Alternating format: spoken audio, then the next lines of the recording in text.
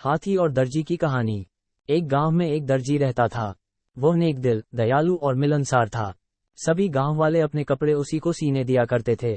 एक दिन दर्जी की दुकान में एक हाथी आया। वह भूखा था। दर्जी ने उसे केला खिलाया। उस दिन के बाद से हाथी रोज दर्जी की दुकान में आने लगा। दयालु दर्जी उसे रोज केला खिलाता। बदले में हाथी कई बार उसे अपनी पीठ पर बिठाकर सैर पर ले जाता। दोनों की घनिष्ठता देखकर गांव वाले भी हैरान थे। एक दिन दर्जी को किसी काम से बाहर जाना पड़ा। उसने अपने बेटे को दुकान पर बिठा दिया। जाते जाते वह उसे केला देते हुए कह गया कि हाथी आए तो उसे खिला देना। दर्जी का बेटा बड़ा शरारती था। दर्जी के जाते ही उसने केला खुद खा लिया।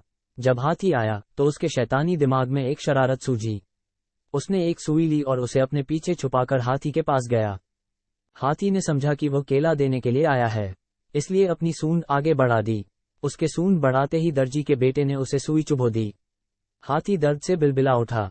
ये देखकर दर्जी के लड़के को बड़ा मजा आया और वह ताली बजाकर खुश होने लगा।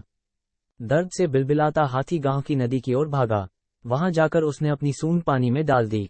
कुछ देर नदी के शीतल जल में रहकर उसे राहत महसूस हुई। उसे दर्जी के लड़के पर बड़ा गुस्सा आ रहा था। उसने उसे सबक सिखाने की ठानी और अपनी सूंड में कीचड़ भरकर दर्जी की दुकान की तरफ बढ़ा। दर्जी के लड़के ने जब फिर से हाथी को आते देखा तो सुई लेकर बाहर आ गया। वह हाथी के पास आते ही उसे सुई चुभाने के लिए आगे बढ़ा, मगर हाथी ने सूंड में भरा सारा कीचड़ उस पर उड़ेल दिया। लड़का दुकान के दरवाजे के सामने खड़ा था। वह ऊपर से नीचे तक कीचड़ से लथपथ हो गया। कीचड़ दुकान के अंदर भी छिड़क गया और लोगों द्वारा दिए गए कपड़े भी गंदे हो गए। उसी समय दर्जी भी अपना काम निपटाकर दुकान वापस आया। वहां की ये हालत देखकर उसे कुछ समझ नहीं आया। उसने अपने बेटे से पूछा तो बेटे ने सारी बात बता दी। दर्जी ने बेटे को समझाया कि तुमने हाथी के साथ बुरा व्यवहार किया है, इसलिए उसने भी तुम्हारे साथ वैसा ही व्यवहार किया है।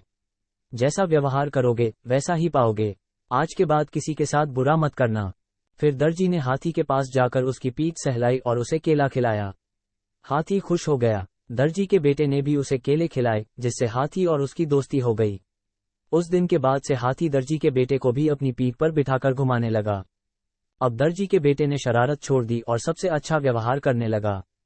इस कहानी से यह सीख मिलती है कि जैसा व्यवहार दूसरों से चाहते हो वैसा ही व्यवहार दूसरों के साथ करो। बुरे काम का नतीजा बुरा होता है। धन्यवाद।